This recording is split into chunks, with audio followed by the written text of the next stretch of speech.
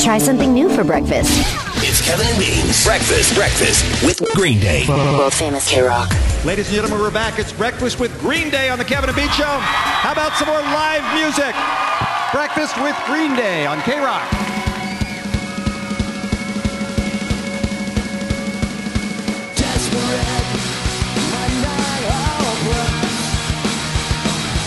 So useless and desperate, but not helpless. The clock strikes midnight and I'm wide awake after the riots. It's demonstration of anguish. It's empty laughter as a reason. Like a bottle of your favorite poison. We are the last call and we're so pathetic. Desperate, but not hopeless. Life is so useless and unmerciful. Desperate, but not helpless. The clock strikes midnight.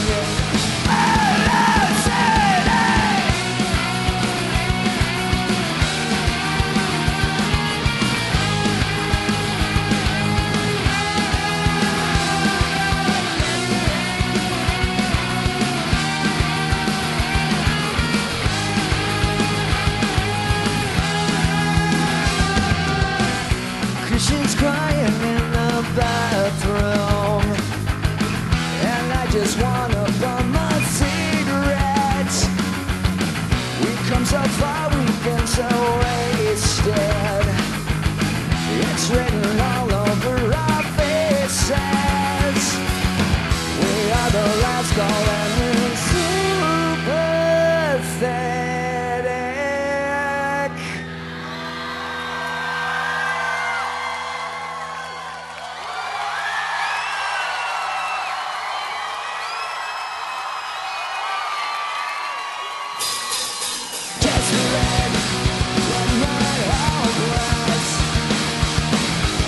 So useless and unmerciful. Desperate, but not helpless. The clock strikes midnight and unmerciful.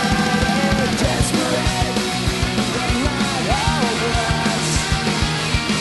Life is so useless and unmerciful. Desperate, but not helpless. The clock strikes midnight and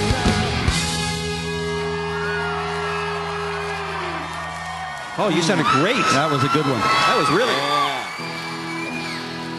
It is Breakfast with Green Day, and we've got some fans down here on the right with Dave, the King of Mexico. They're going to ask some questions of you guys, if you don't mind. King, don't screw this up, man. This is Green Day. They're big time, all right? Hey, guys. All right.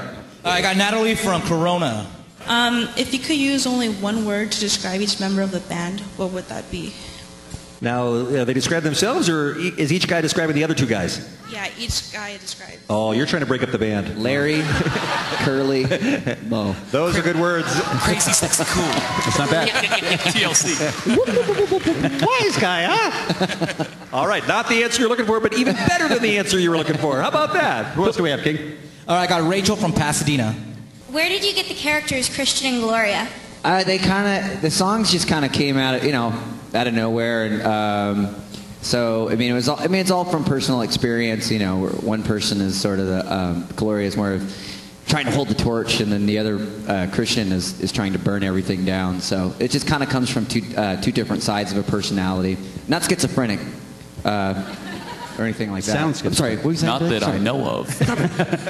But do you ever know a Gloria or a Christian that seems to inspire that, or?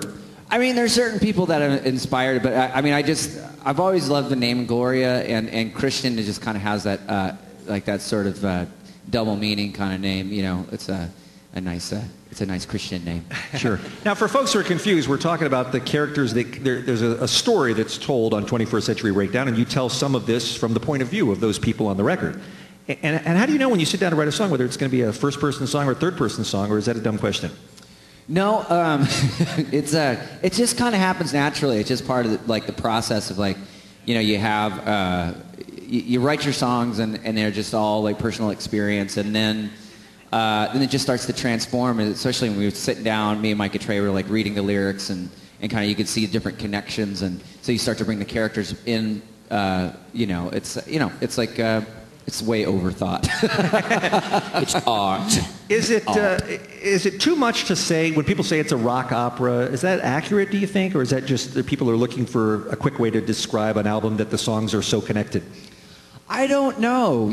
I think it's operatic. And it's definitely dynamic. But I mean, we also want to maintain that we love just like playing like rock and roll songs. You can drop this record on anywhere you want. It's not like something where you're going to be like, you're going to put it on and there's going to be sort of this weird like Emerson, Lake and Palmer like part or whatever. You're going, what the hell's this weird keyboard solo?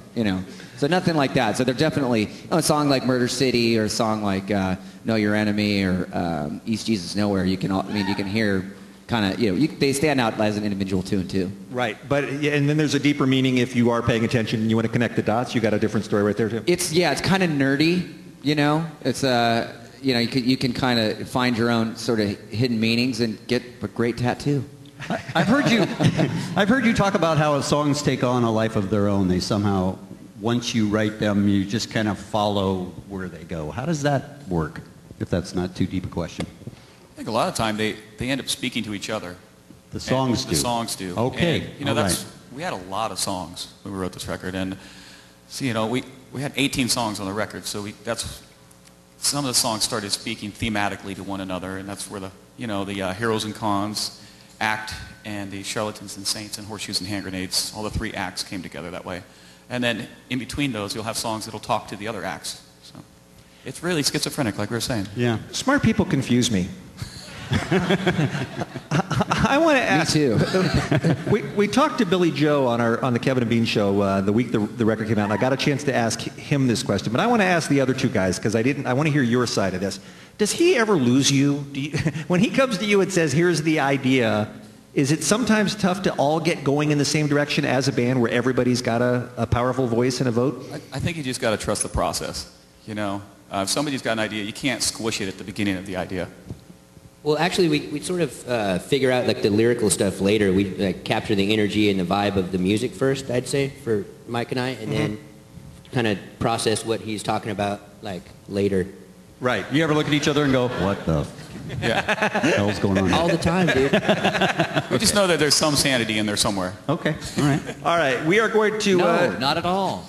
Question. We are going to take another break and come back with some more questions, some more live music from the band Green Day. By the way, I was talking to somebody earlier today when we were waiting for you to come up this morning, and I was saying how great it was this summer to have so many bands that have been with our station for so many years. Bands like Rancid that are still out there doing it. The Offspring was just on our show playing live last week, and I was thinking, it's got to be one of the hardest things in the world to keep a band together for so long. Billy Joe, I think you told me 21 years you guys are coming up on, right? Yep. 21 years as Green Day. Yeah, 21 years. We officially hit the drinking age. Yes. What's cool about that is we're like young kids growing up and playing punk rock, and it turns out after all these years we were right. Who knew? Well said. A quick break and we'll come back. We're only about halfway through, so there's plenty more to come. It's Breakfast with Green Day. Right after this, we've got more on the Kevin and Frivoli.